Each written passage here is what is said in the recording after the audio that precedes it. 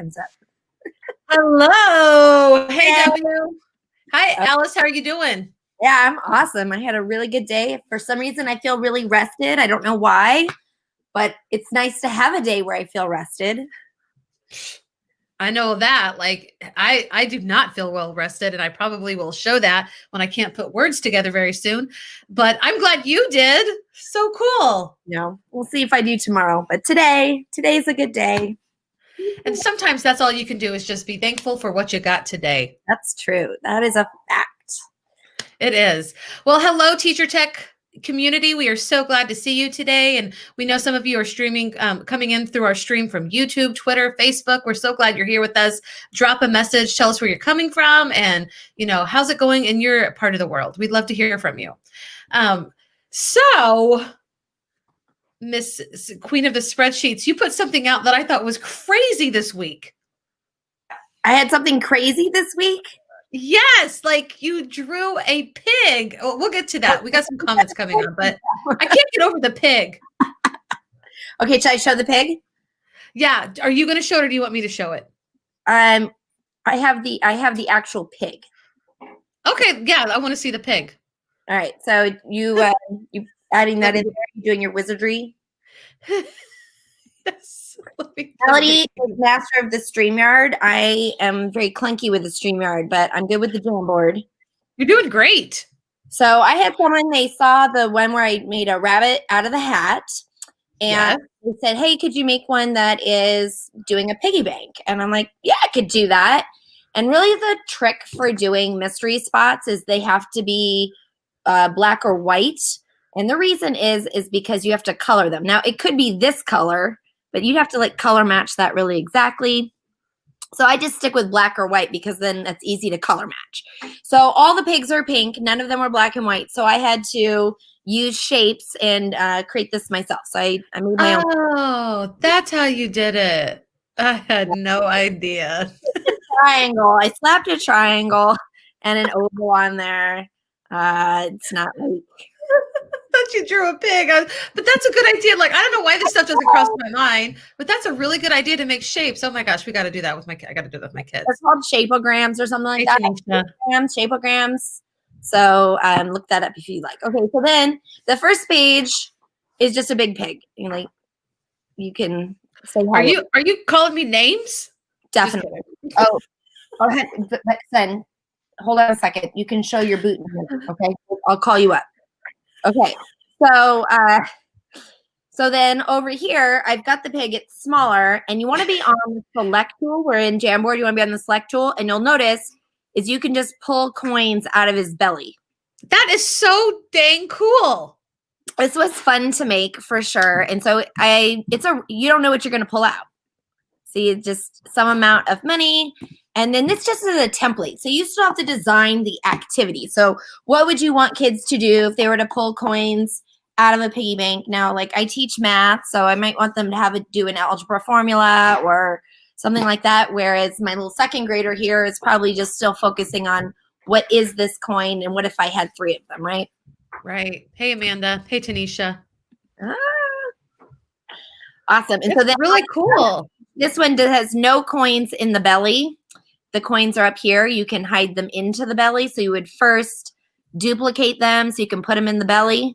Now, I recommend that you duplicate them randomly so that when they pull them out, it doesn't go quarter, quarter, quarter, quarter, penny, Mm-hmm.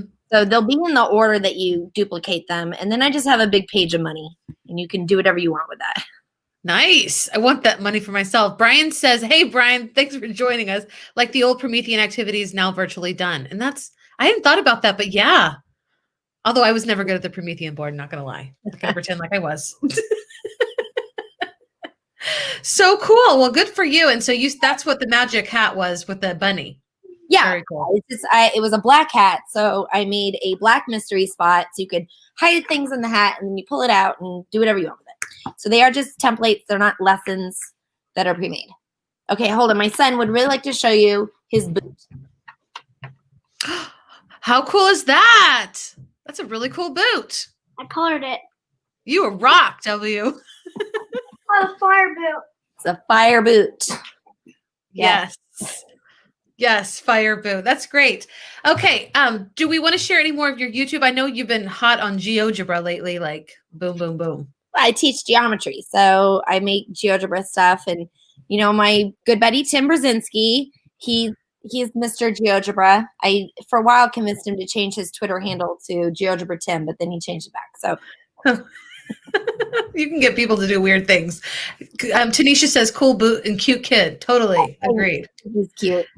I love that idea of the piggy bank and even of the rabbit in the hat. And I'm just wondering, like, what else we could do with that. Yes. Send me your ideas. I will probably spend all day coloring, because the trick is use this skinny marker tool in the jam to color over it to hide stuff. So I made scratchers the other day. I had this idea on, I think it was Wednesday morning. I just we could use scratchers. And so then I was starting to tediously color in all of these little scratcher circles so that you could erase and reveal what's underneath, right? And it was just I had 24 of them to do. And luckily some friends of mine jumped in to help me color all of them. And one woman, she had an Apple Pencil on an iPad. Boy, she was making short time of this that way. That's what you mean by scratchers. All I can think of was cards that you buy at the convenience store. Yeah, like that, but not lottery. Okay, so, yeah, lottery. I told you I can't put words together. Yes. I'm doing a training tomorrow. So what I did is I have 24 circles on a grid, and under each circle, I have a resource, like catlintucker.com, and type into a Google search, roll a die, just 24 different things that you might want to try. Okay, and so then I download that background and I upload it to my Scratchers jam, because the background's a template, so it matches. So all of the generic circles now have something underneath where we scribbled and colored. So then they'll take an eraser, they'll each pick one, they'll take an eraser and they'll reveal theirs. And one of mine is just like my Bitmoji, me reading a book. And I'm like, if you pick the one that has my book, then I'm going to send you a copy of the book. So I thought that would be just a fun activity to do. Now, this is with a group of teachers, but you could see you could do something just like this with students. Right. For good reward times. And I can see it virtually and face-to-face working. That's really cool. Yeah, I'm excited. Nice. It was really fun. Yeah. And there was another YouTube resource that I wanted to share, because you and Alexis Terry are teaming up and there's more videos. Yeah. Do you want to share about that? Oh yeah. Me and Alexis are pulling our resources together. She's got all of this great stuff. And I mean, that I just make new things every day, but I mean, it still is, how do it's nice to have a partner and someone to bounce things off of. And so Alexis and I are now just doing a partnership. If anyone joins my membership, premium membership, they automatically get access to all of her premium resources and vice versa. And so we are just kind of scheming together what kinds of things would be helpful and how we can be supportive. And so Alexis shared this week on student voice with Jamboard, which is really good timing since I've been Jamboarding it up every day. So if you didn't check out her video, I would highly encourage you to. I'm trying to find it. It was at the top of the newsletter. Yeah. Okay. Is it okay if I pull it up really quick? Of course. Okay. So I am going to share the screen. Oh, and okay, cool. Here we go. Oops. Skip the ads. You do it so much more smoothly, but this is Alexis. I think you're on my screen share. Am I? Yeah, I'm just going to remove mine. I'm going to stop my screen. That way you can. Oh, yeah, because this isn't mine. Wait, it's right. But it's together. Here we go. This is it. Can you see it? Nope. Amplifying student voice with Jamboard. Can you see that? I don't see it. Oh, my gosh. Okay. We'll pull that up in a minute. We have a guest. Did you know that we have a guest today? I did know we have a guest today. And it's someone who I really like and super excited about. I kind of like him too, and he's here, so I'll figure out how to share that resource in just a second. But we have our friend Michael Cohen, the Tech Rabbi, here today. Hey, how's it going, Rabbi? Hi, can you hear me? No, because you got some crazy awesome sound system, and I know it. Yeah, I can hear you. How's it going? You can hear me now? I could hear you already. I was just, I thought it was funny to say no because you asked. Never mind. I was in the backstage all stressed. I'm like, why can't I hear myself? Oh no, they're gonna drag me in here. Okay, now you're just teasing me. Okay, Yes. well, hello. Hi, good to see both of you. How? Oh, feel weirdly relaxed? No, I'm not relaxed at all. I am. This is supposed to be my week off, and I'm busier today than ever. It's just been nonstop connecting with awesome people, and here I am with two more awesome people. I'm just. Thanks for giving us your time. Yeah, and you just jumped off a podcast, right? Yeah, I did just jump off a podcast. This really cool educator from Korea who has a podcast called Designcast, and it was a good conversation about design, which I happen to be quite fond of. If people didn't know. Mm-hmm. Hey, I want a tour of your studio. What do you got hanging out around behind you? What do I have around me? Okay, I have a couch that I never use. It's just there for decoration. I have my Microsoft Surface Studio, which is just a super cool device with some skateboards on the wall. And then these are my son's drums that are always a good conversation starter. But I don't know how to play drums. I just pay for the lessons. He is 11 and he loves the drums. Nice. And are you in there when he plays them, or do you exit when he's playing? Yeah, I exit. It's a work in progress. He's going to get there, and then it's going to be awesome. All of my children play. I have two kids that play piano. My middle son plays guitar, and those sounds are a little bit more stable. The drums are more like aggression release at this moment. Yeah. Okay. I need to get some drumming going on. What do you use the chart paper for? Oh, the chart. Yeah, that's my whiteboard. I use that when I do like remote teaching because I don't like to use digital whiteboards for everything. Sometimes I just need to just like get this thing out and you take a screenshot of it or whatever and move on, right? Like I like analog. I'm with you, me too. All right. Thank you so much for tuning in. Oh, hi, bye. Someone came and left. All right. So hi, bye. I'm sorry, that really tickled me. All right, Michael. So one of the reasons why you have something new brewing. You want to tell us about it? Yeah. It's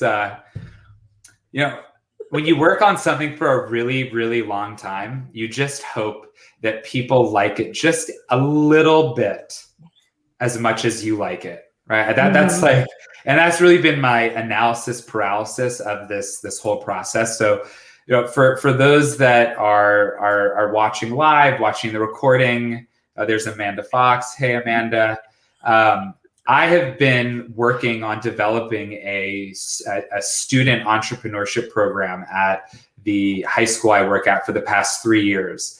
And it's been incredible to see these young men launch and develop, and at the girls' school as well. We have two separate campuses. The girls' school just creating amazing solutions and company ideas.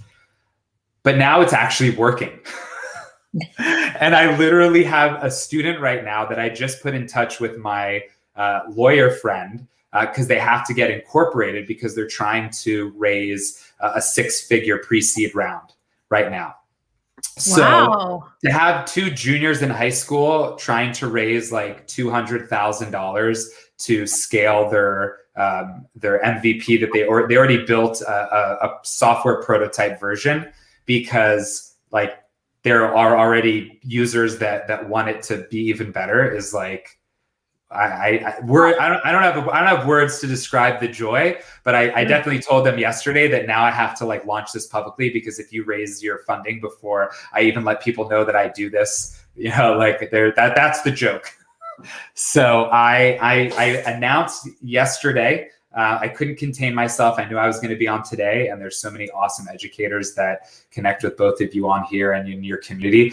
But I was just like, I'm on LinkedIn. I'm like, it's real. I'm updating my work experience. Founder at Double Up. So the company is called Double Up, the startup, and it's a team entrepreneurship experience that really is focusing on helping students build skills to showcase not just their unique experience and unique passions, but really to be able to showcase that to their top university, their dream company, or the tenacity is what they need to start their own.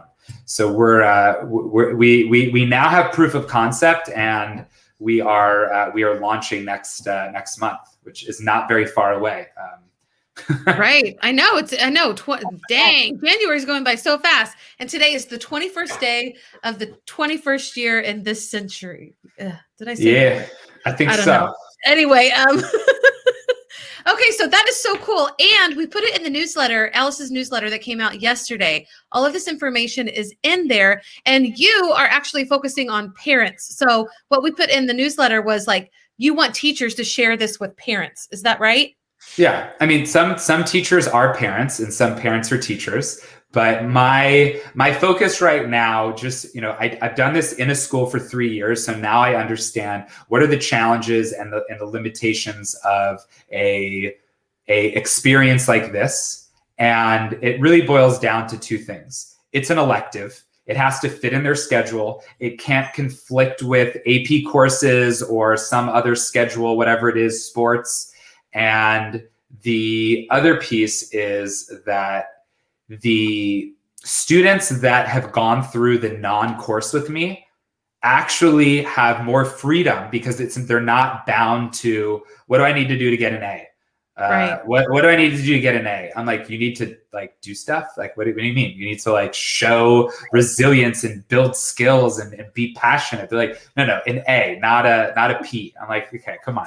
So I realized that it's got to be enrichment, and schools can support this, and it can be part of the school, but it needs to be done in basically an after school enrichment experience, an after school club, something that I think right now, especially as we're still kind of in, it depends where you're standing in the US, but hybrid or completely remote. I haven't really heard of anybody that's fully in person all the time without any school closure.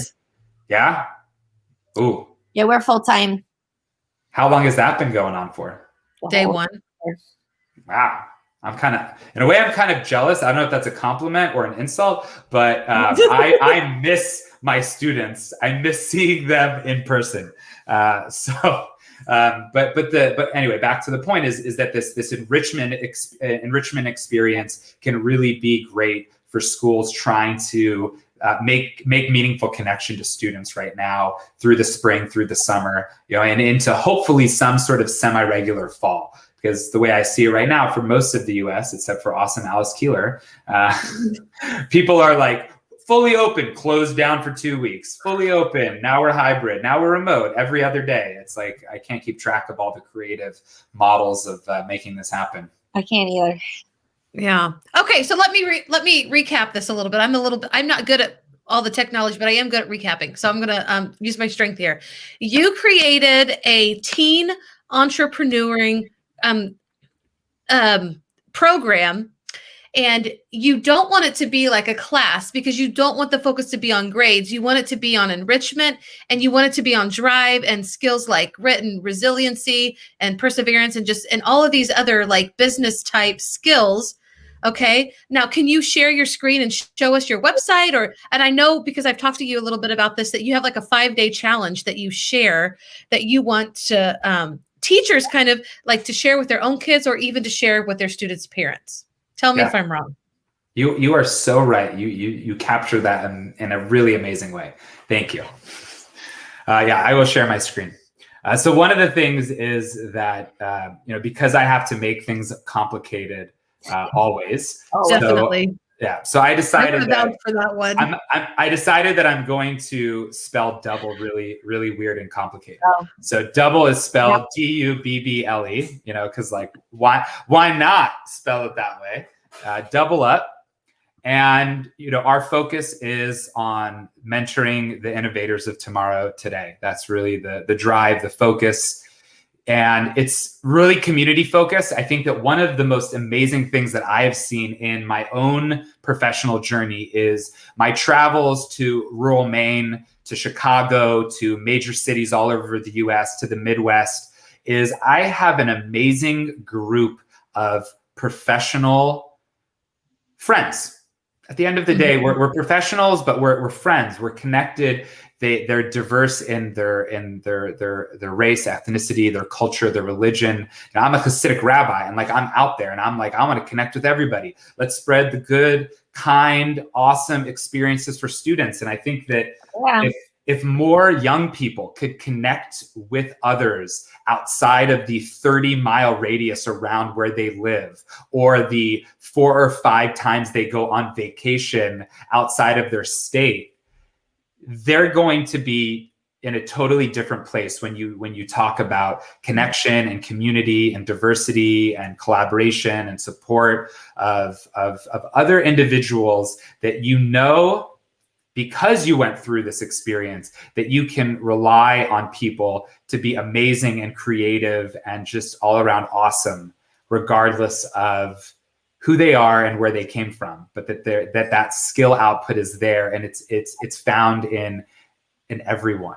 And that's like my book, right? Revealing the creativity that every single person on planet Earth has, but they have to reveal it. So, I don't know if you could tell I'm excited, but like I'm super excited. Okay? Yeah, and I wanted to add something to what you said. Like it's not just regardless of your background, but it is in hopes of your background, because everybody brings that unique quality that absolutely that other person can't bring. And so like I'm looking at the three of us and I'm thinking of all the different qualities that we're each good at, and how we complement each other. And sometimes not so much on that, but that's what, when you work with people, that's what you find out, and the strengths that you bring. So that's a really cool idea. I'm behind it. I'm behind you. Thank you.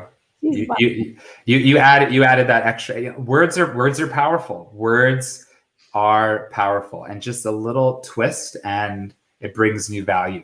So we're really focused on these among some other fundamental skills. I think that being a strong storyteller, a strong speaker, being strategic, just being a leader, and understanding that leadership doesn't always mean that you're the boss at your company.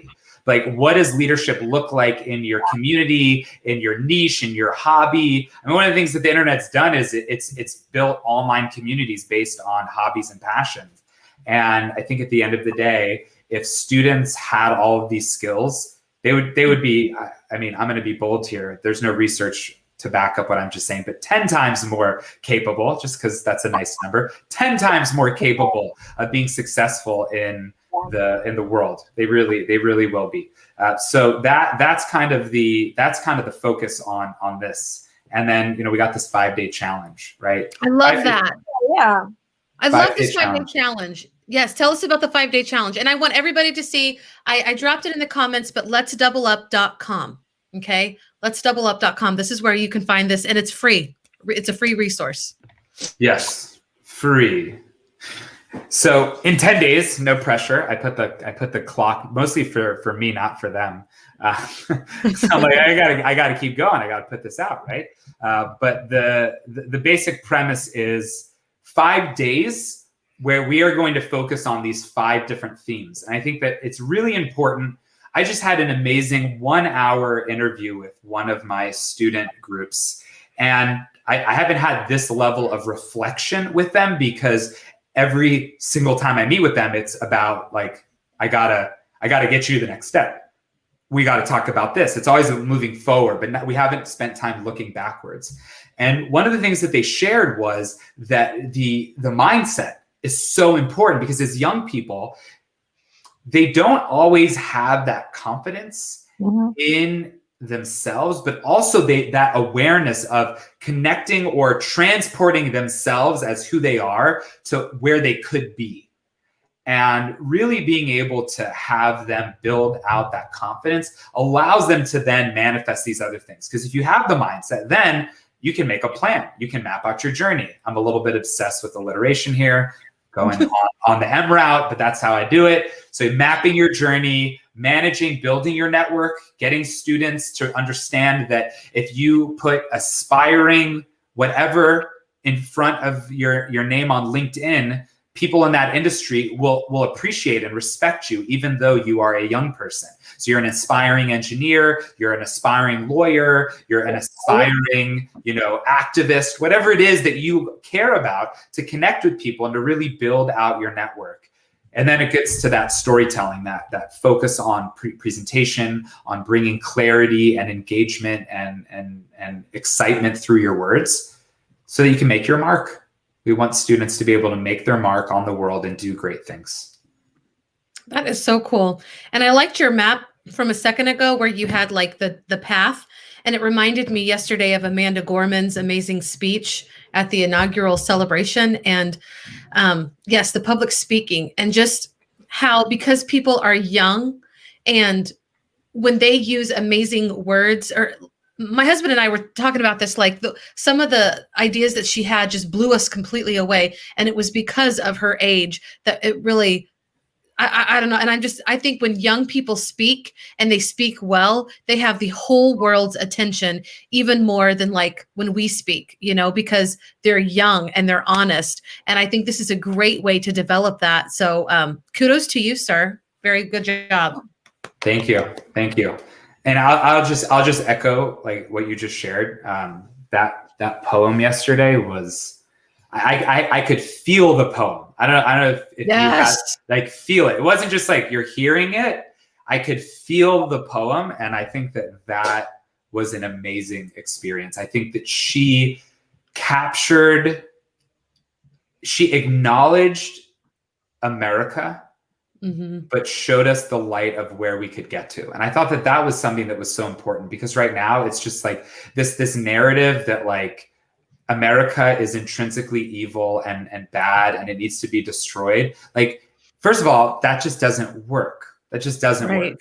And I think that she captured a light that could be a guiding light for the nation. And like, I was like, just totally through the roof, like blown away. Me too. And the thing is, I read about her the night before, and she grew up, she had a stutter. She had a really bad stutter. And so she overcame that. And it was through her writing, and it was through teachers. She was like in third grade, and she discovered that she liked writing poems. And then that helped her. And then I saw in an interview last night that she could not even clearly speak the letter R 2 years ago. So she's 22. So she has a very, very pronounced stutter, and she still works on it every day. And it's because of teachers and mentors that pour into students like her. And just like this program that you're doing and have started, Michael, like this is where all of this stuff happens. Like, you don't have to be a straight A student. You don't have to be remarkable already. Like, these are where we get to pour in young people's lives as educators and as parents, and just help them to come up, the system doesn't always work for all of our learners. We all three agree on this, and I'm sure most everybody watching this, the system doesn't work for everybody, but that doesn't mean that we all have limitations. There are a lot of things that if we just give the opportunities to those students, they're going to fly with. And it just reminded me of that. So really, when I say kudos, I mean, I'm applauding you in my brain. I don't want to clap on here because it's loud, but I'm applauding you in my brain. Thank you. Thank you for your brain, and thank you for the applaud. In my brain. And when did you start going by Mel? What's up with the Mel? You know what? Everybody calls me Mel, and I like it. Okay, I'm gonna rock it. But I never knew you as a Mel. But I will now acknowledge you as only Mel moving forward. Well, it's okay. This week that Alexis likes to go by Lex, and I'm like, did you want to tell me this? We talk like every day. Okay. So it's hard for me to call you Michael, like I call you Rabbi, and I'm like, but I don't know, maybe that's not what. Yeah. Anyway, so yes, you can call me Mel or Melody. I'll answer to it all. Just don't call me late for dinner. Isn't that what they say? And believe me, that's true for me. So, yes. And who said this? It's the one thing that students spoke about today in class. Yes, like we haven't been able to stop talking about it either. I love when young people come together and are brilliant. So. Yes. We are kind of at the end of our segment today. Is there anything that y'all would like to say before we leave? You're talking to me or talking to the I'm talking people? I'm talking to you, and I'm talking to the rabbi, and I'm talking to Ellen. I was like, who's she talking to? Is she gonna pop up someone that's like hi bye again or something? No, I want to thank both of you. I love the work that I do. And I'm always trying to share it. And I'm always appreciative of both you giving me the space, but also that you are both awesome educators that, I look to for insights and tips. And I still consider, Alice more of an expert in Google than Google.com. And like, that's just the bottom line. So, when I Google, it's like I Google, like I Alice Keeler Google. You don't Google Alice Keeler. Right.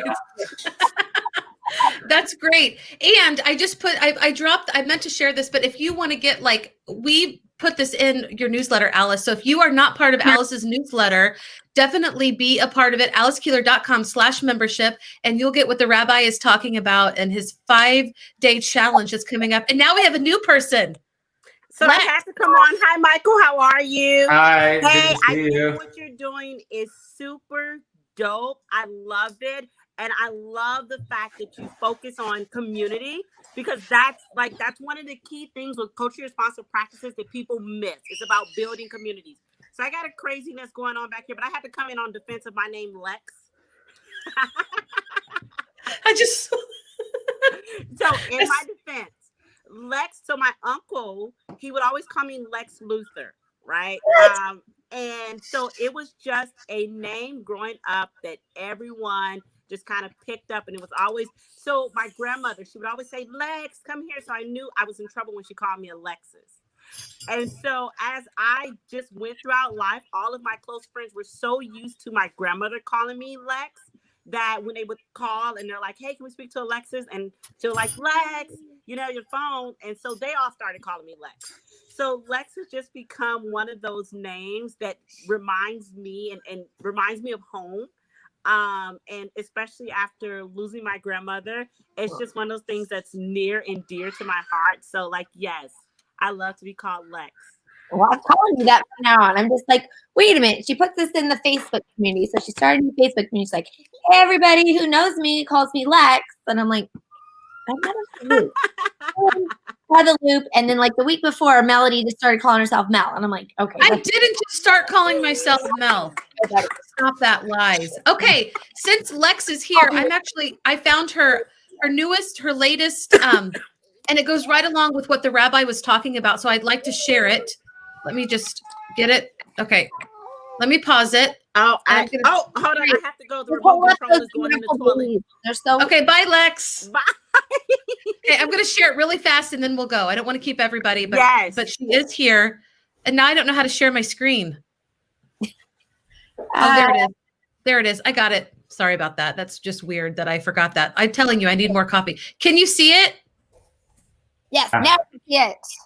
Okay, great. So this is, I just want to share everybody so that you go to Alice's YouTube and you're going to get a lot of Lex's twisted teaching resources, amplifying student voice with Jamboard. And it relates so much of what we were talking about with the rabbi. So I just wanted to share this out. It's on Alice's YouTube and she is now part of your premium membership. So keep that in mind if you want resources for culturally relevant teaching right now. So yeah, but okay. Without further ado, any last words before we go?